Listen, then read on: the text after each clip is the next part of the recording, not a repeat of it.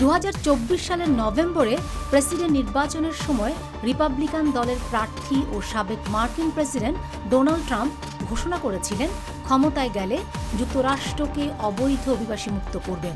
নির্বাচনে জয়ী হওয়ার পর সাংবিধানিক বিধি মেনে গত 20 জানুয়ারি শপথ গ্রহণ করেন ট্রাম্প এবং সেদিন বেশ কয়েকটি নির্বাহী আদেশে স্বাক্ষর করেন।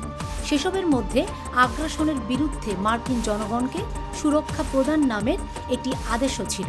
ট্রাম্প সেই আদেশে স্বাক্ষরের পর থেকে নথিবিহীন অভিবাসীদের ধরতে দেশটির বিভিন্ন অঙ্গরাজ্যে শুরু হয়েছে অভিযান। যুক্তরাষ্ট্র যেসব অবৈধ ভারতীয়দের ফেরত পাঠাচ্ছে তাদের জায়গা দেবে কোস্টারিকা।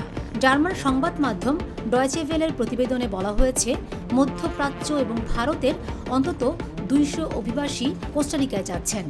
যুক্তরাষ্ট্রে বসবাসরত অভিবাসীদের মধ্যে তৃতীয় স্থানে রয়েছে ভারত।